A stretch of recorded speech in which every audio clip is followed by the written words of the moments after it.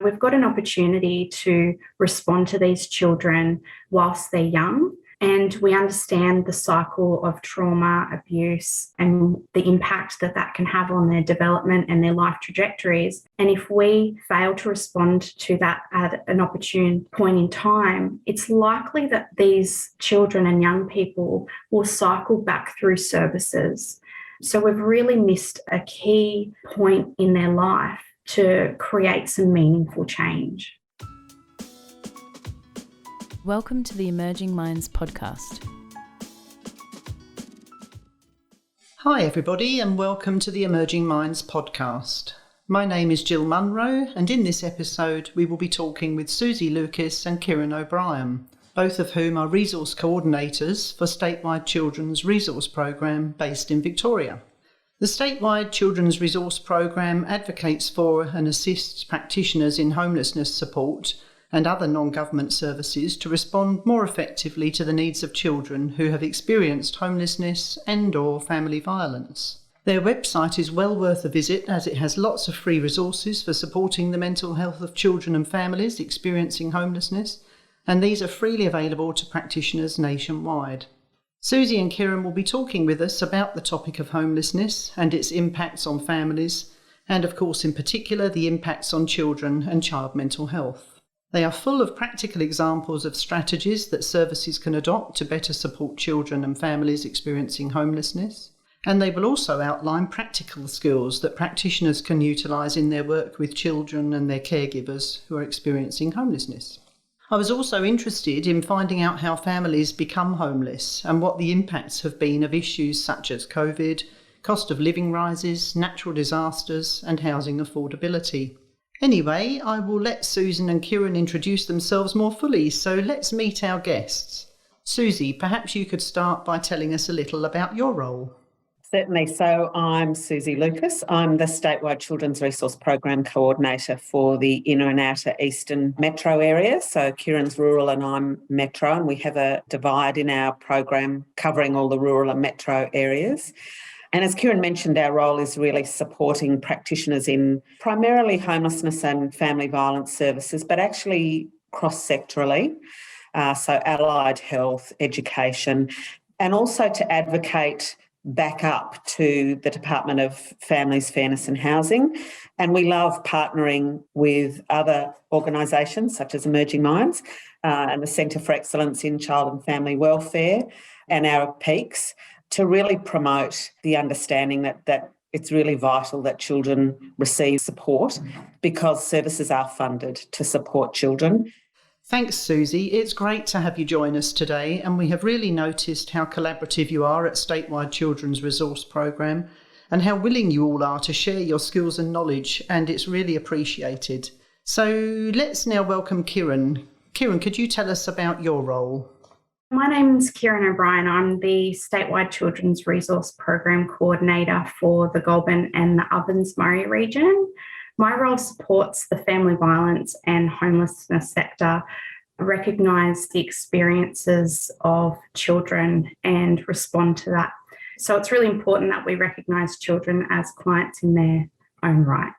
And we're really excited to be able to talk to you both today because I know that you've done a wealth of work in this area with resources for supporting the mental health of children and families in homelessness. So if we think about practitioners working in a more generic kind of service, what sort of things should those practitioners be aware of when working with children and families experiencing homelessness? So I think it's really important for practitioners to first be able to recognise homelessness and what it actually is. So homelessness can look quite different across families or individuals. From the 2016 census, we found out that about 18% of people who were homeless were living in supported accommodation. So this is like crisis and emergency accommodation such as refuges. 15% are sleeping in temporary accommodation with other households. 15% are couch surfing and 7% are sleeping on the street, so in tents and improvised dwellings. But the most common form of homelessness is living in severely overcrowded dwellings, which is about 44%. Severely overcrowded dwellings is where there's a need for 4 more additional bedrooms to accommodate everyone adequately. And that's not everyone having their own bedroom. That may still be people sharing rooms. But in extremely overcrowded dwellings, the impact can be really debilitating on their privacy, their health, also their mental health to everyone in the household. There's a lack of ability to pursue social relationships or have personal living space or maintain privacy. It's also really, really difficult to have exclusive access to kitchen and bathroom facilities. So it equates to around 51,000 Australians across the country that are living in these conditions. And from the perspective of a child, particularly a child living in an overcrowded household, it might mean that there's no quietness for regulation or for study. Their routines are really easily disrupted. They're unlikely to have friends come over to play, and it's having limited possessions to make way for space. It's also really easy for diseases to spread amongst those household members. And obviously, sleep can be really disturbed. So children may be experiencing homelessness either in a family experience or they may be experiencing this on their own. So about 28% of clients accessing homelessness services are children. So poverty, overcrowding and family conflict are key pathways to homelessness. I'm going to throw another stat out at you. So about 31% of clients seeking assistance from specialist homelessness services is largely due to domestic and family violence. So children who live in a home with family violence do have a similar experience to those who are living without a home due to the constant state of instability amongst a host of other things. So children don't often have the language to express what's happening or how they feel, and they look to others around them to make sense of their world.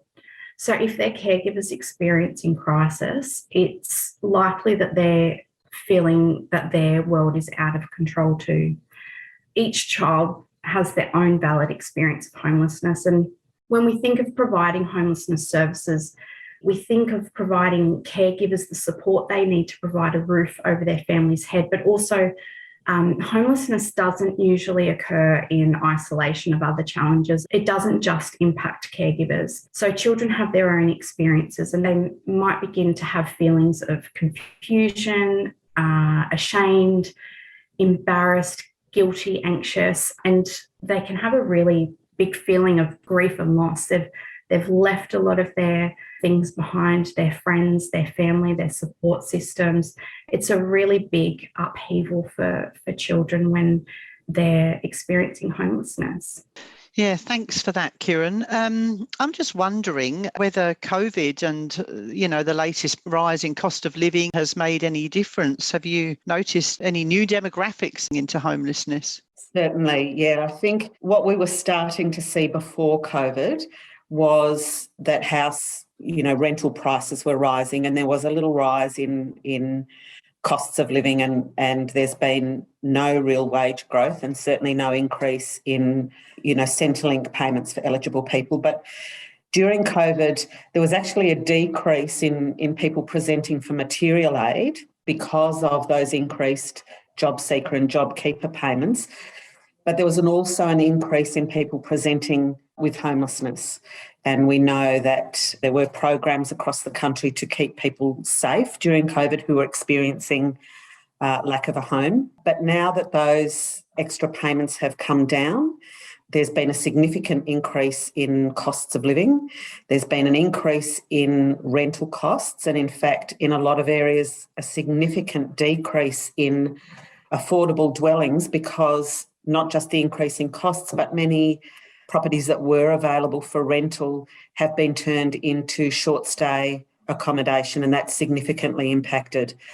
I think we also have to take into account the natural disasters that have been experienced across the country, and certainly they have driven issues of lack of a home for many, many people, and made it significantly more difficult, particularly in rural areas, I think, to find accommodation for people. So we're seeing, certainly in the metro area, we're seeing more families who are single income or perhaps low dual income families who previously had a little financial buffer were just able to keep their heads above water. And now with the increased cost of living, the increased utility costs and no wage growth or wages going backwards, that buffer is gone. So they may be able to just sustain their rental properties, but certainly they need assistance with food and utility bills and costs for children. And those numbers, I think, are rising. Yeah, right. Tough times for families by the sounds of it then, isn't it? Yeah. So, Kirren, you talked a little about family and domestic violence. We know that that's the root cause for many women and children becoming homeless. I wonder if you can just say a little bit more about the particular impacts this has on children. Yeah, the impacts can really vary across different ages and stages. And I think it's really important to acknowledge that every child is different, so we don't want to paint them all with the same brush. We need to observe and be curious about their individual and unique experiences. If they've been through something traumatic but have a nurturing and responsive support system in place, they're going to respond differently than a child with fractured and despondent relationships. So I think when we talk generally that, I kind of want to break this up into infants, children and young people, because I think that those experiences can be really quite varied across those ages and stages. So for infants, they might be unable to access quality and consistent medical care due to the associated costs and availability or transiency. They may be less likely to receive immunisations or receive them on time. Their medical issues are less likely to be monitored or their history is lost. Financial hardship can restrict access to developmental activities, including daycare, or they may have limited supports to reduce their interactions with others for social, for their social and emotional development. For children that are a little bit older, they might have a history of being disconnected or inconsistency in their education and recreational opportunities and connection to their community. So continuing on with that theme of disconnection, they may start to have feelings of guilt and shame over their living situation. They can start to recognise that they're different from their peers. They may have low self-esteem, language and speech delay, learning difficulties, difficulty concentrating. Can also start to really have a significant impact on their attachment styles with their caregivers and, potentially lead to, we're seeing that behavioural response to that trauma. So homelessness can be a real concern for children around that period of their development. For young people, they're beginning to exercise their independence. So this might negatively impact their perceptions of risk and navigating decisions. Being homeless can limit access to medical treatment, medications, and access to basic hygiene, like laundry and bathrooms. It impacts the development of their value systems and goals. They may experience high levels of mental health problems. We start seeing increases in anxiety, stress, depression, and behavioural problems as well. It's at a time where they're developing personal and intimate relationships as well. So reduced privacy may see them seek this from unsafe places that offer the illusion of safety and security and privacy, but it may actually lead to their sexual exploitation. We may find that young people are misusing drugs and alcohol to cope. And I think a big one as well is feeling alienated or self-conscious due to their presentation. We often see children with lost uniforms or unwashed clothes. A key indicator for teachers that have reported a real chronic tiredness in class. They're unable to keep up with homework and study. And other young people are really good at picking up points of difference in their peers. So it's a lot of work and it's really difficult to hide something as significant as homelessness. A fairly common experience for children across all of those ages is low emotional well-being, feelings of displacement, and a decline in their mental health, so an increase in their anxiety and stress. Their attitudes and behaviours may change. Their educational attainment their social life, health and hygiene. These can all change, their presentation and loss of possession. So it's really profoundly difficult for a child to thrive in those circumstances without a structured support system in place. Yeah, and we know that so much of how children move through an experience of homelessness is determined by the capacity of their caregivers to create emotional safety and a stable enough environment. And how do we model for parents or caregivers that the experience of children is really important to consider if services aren't treating children's experiences as really important to consider, and providing children, assessments and listening ears and responses that are appropriate for them. It's actually a really good point, isn't it? That, if services are ignoring children, then, it says a lot, doesn't it, really? And I think a big problem with that is that if we fail to respond to children at the earliest possible opportunity, we're contributing to perpetuating a cycle. We've got an opportunity to respond to these children whilst they're young, and we understand the cycle of trauma, abuse, and the impact that can have on their development and their life trajectories. And if we fail to respond to that at an opportune point in time, it's likely that these children and young people will cycle back through services. So we've really missed a key point in their life to create some meaningful change. Yeah, it really underpins that whole idea of early intervention, doesn't it, really, what you're saying? Absolutely, yeah. So how can practitioners set the scene to better support children? What sort of things can they do in their services to start making them more child-friendly, I guess? I think really the best scene is to have a service that at its very foundation is committed to hearing from children and to responding to children in a child-focused way.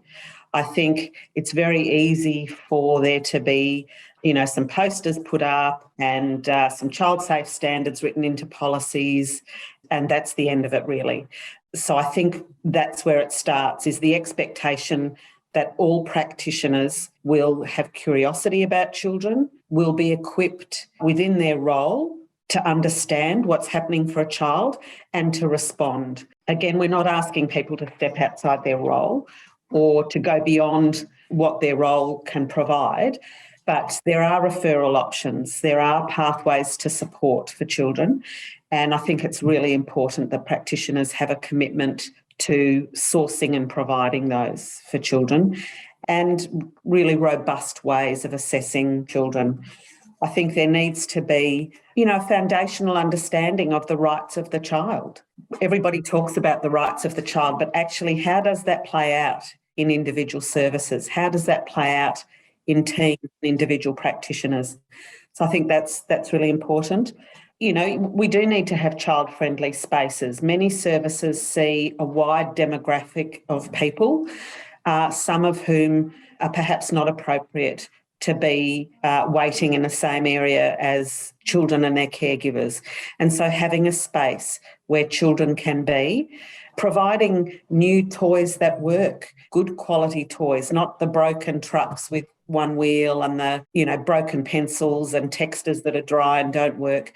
But, giving children the message that we value them and we value their participation when they come into our services, and that they're worthy of having quality things around them is really important.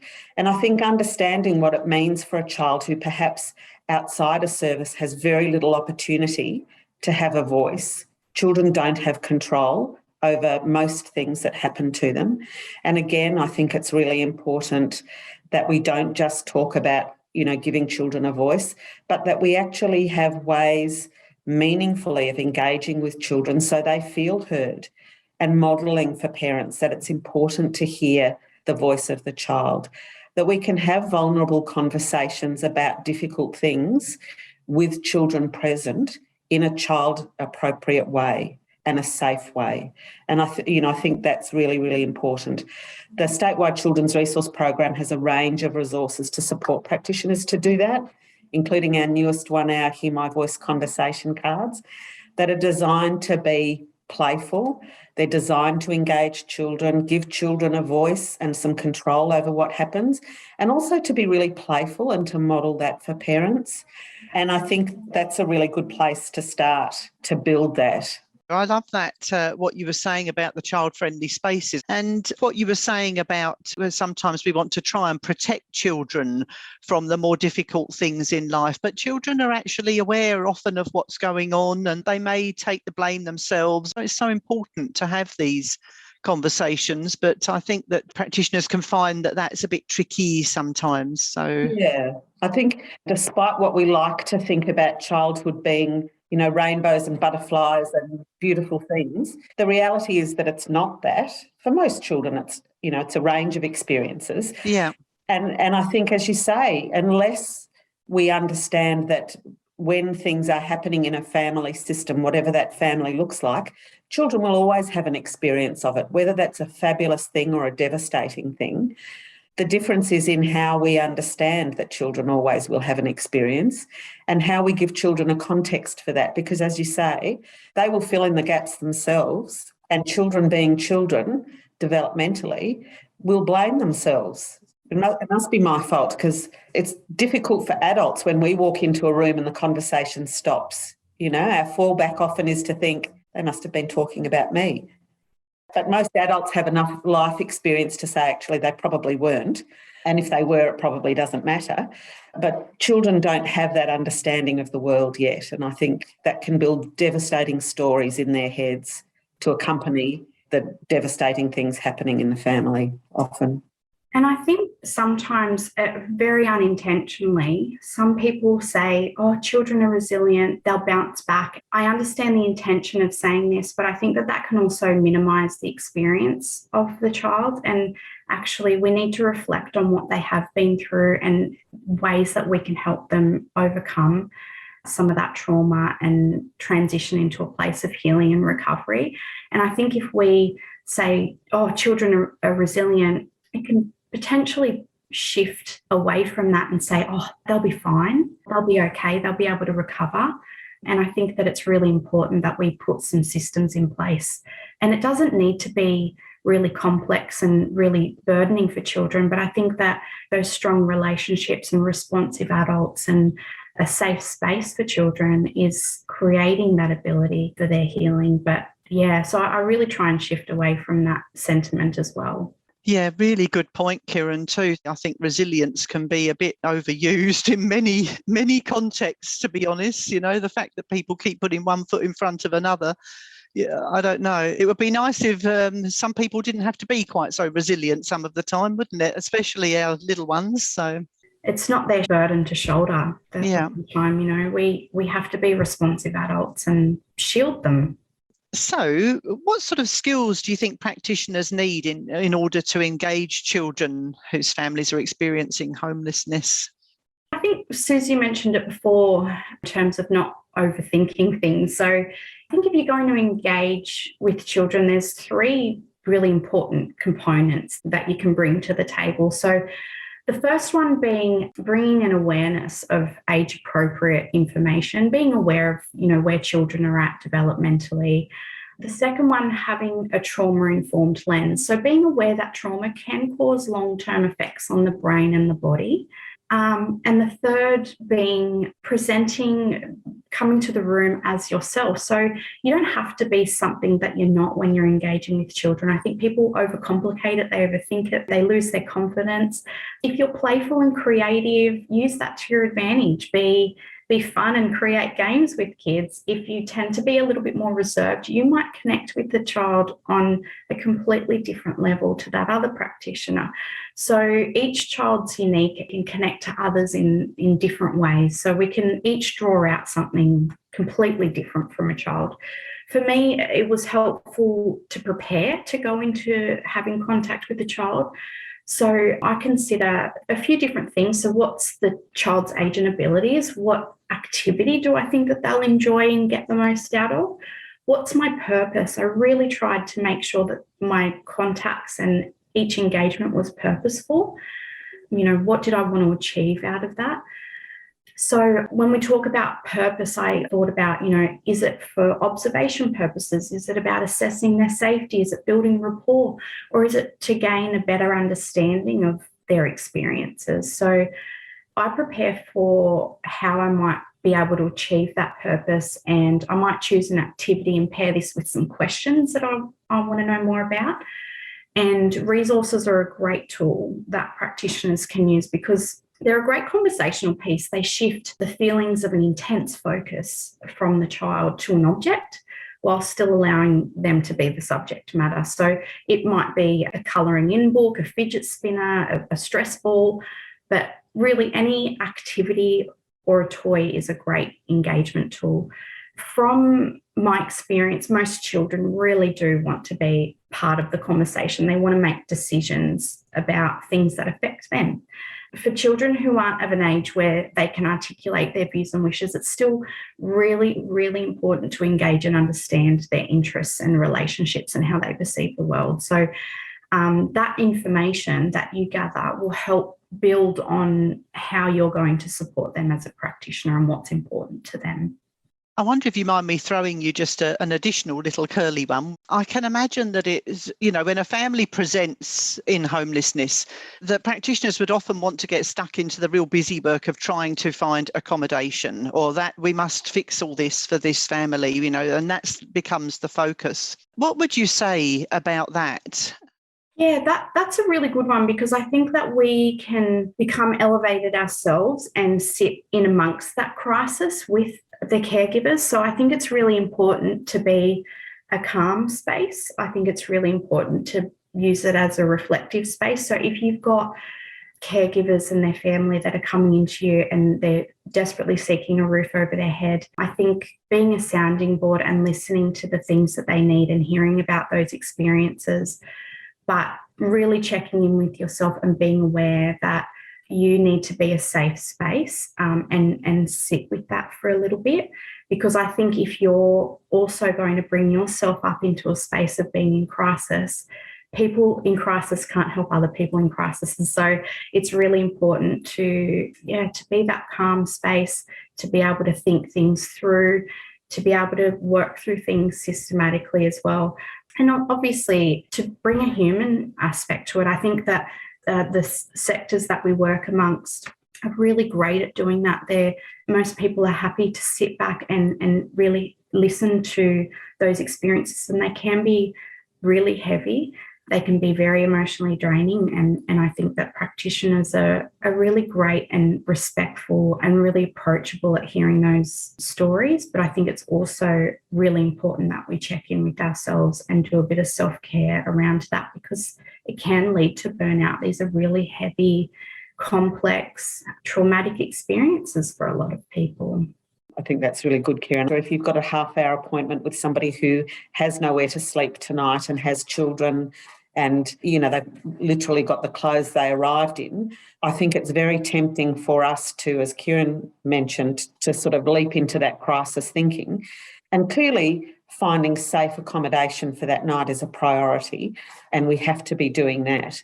But I think if we can also allow some space to focus on building that relationship and understanding that everybody that's coming into that room, and children may or may not be present, so whether it's coming into that room physically or emotionally coming into that room, it needs to be acknowledged. And if we have half an hour and we can spend 5 or 10 minutes thinking about the children and the experience of children, my belief is that we're actually going to do a much better assessment of the adult and how we can support the adult and the children than if we focus solely on the experience of the adult that's sitting in front of us.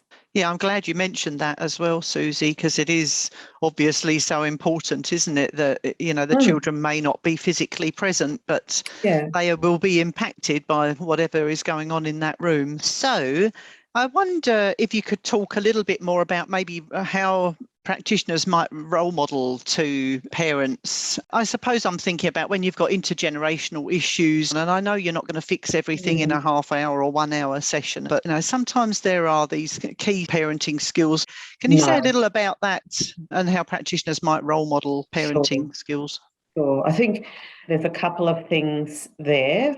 I always talk about that actually underlying anything that we do with clients, whether we're seeing them very briefly or whether we're engaging in an ongoing term of support, it's about building the relationship. So it's about being authentic.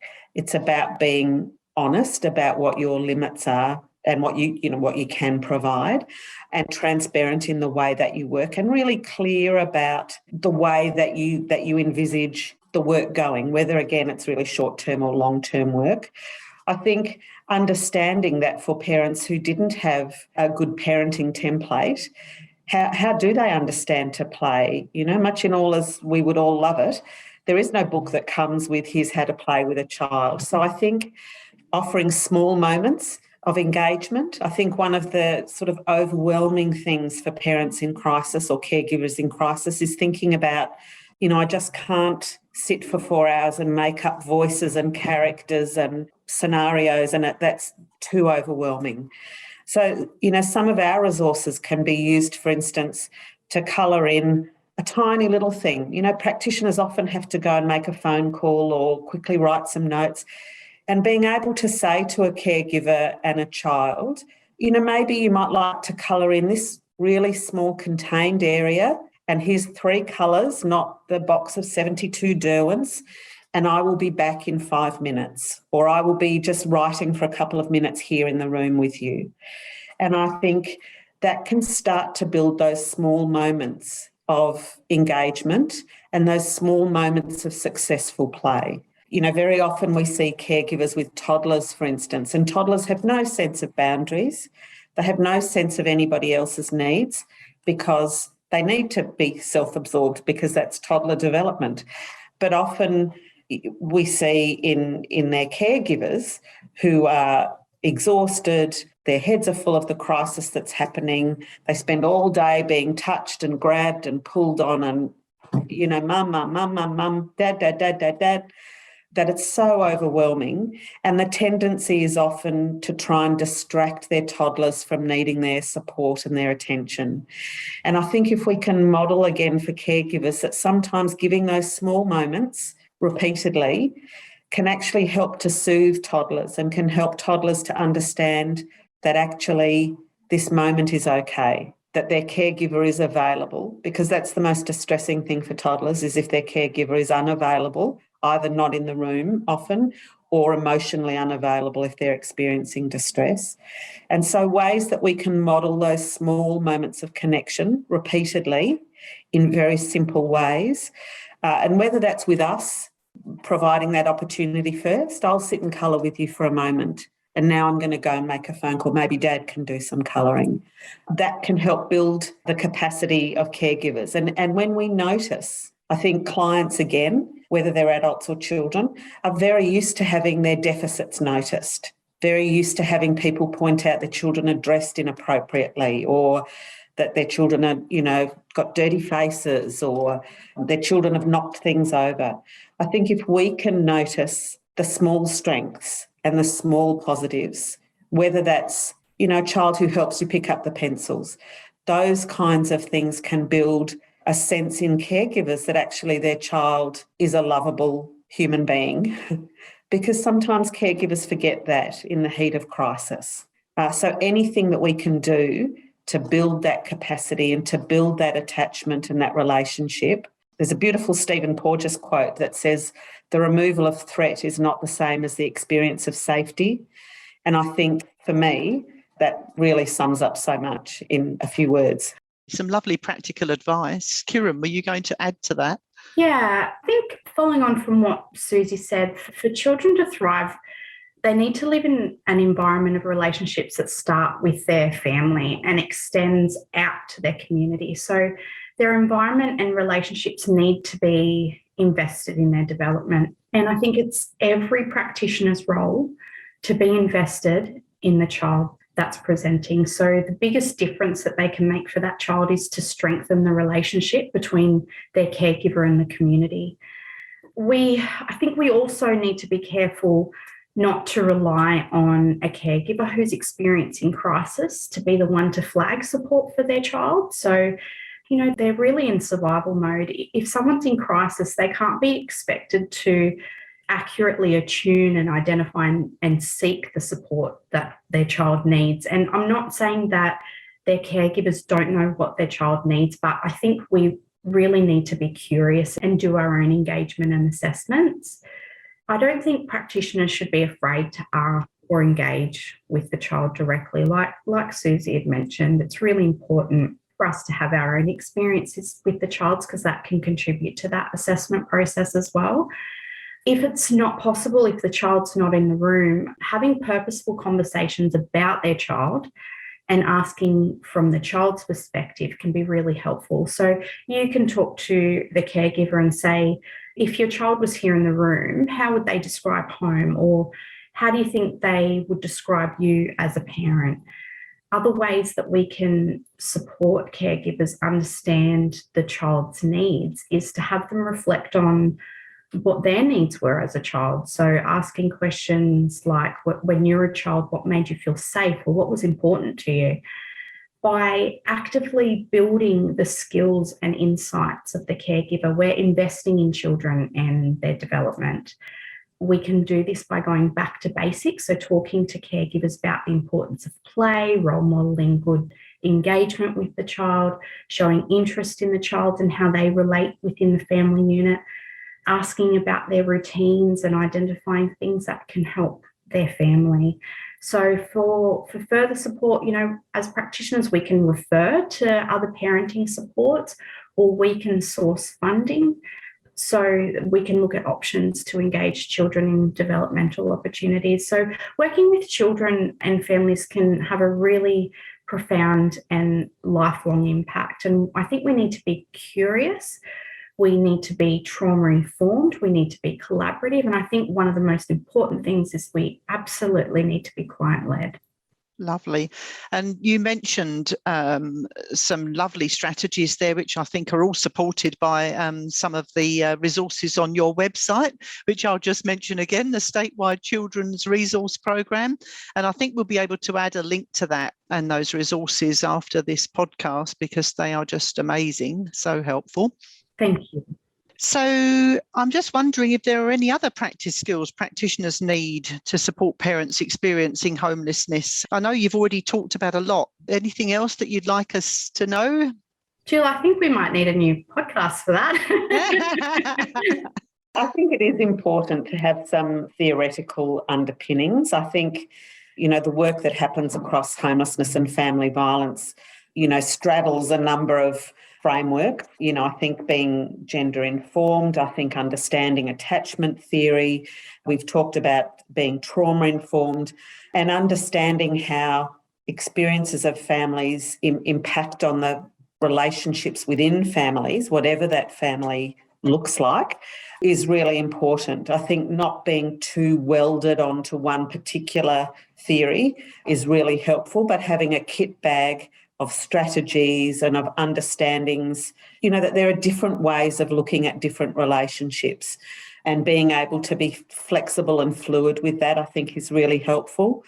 But I do think the relationship underlies all that and the commitment to providing a service for children that supports connection with their caregivers and that supports building resilience. Resilience isn't built by just ignoring what's happening. Resilience is built by providing support, appropriate support, relevant support to all the members of the family and helping them move through the crisis as much as is possible in the time that we walk beside them. And I don't think be afraid to ask questions either. Talk to your supervisor, talk to your colleagues.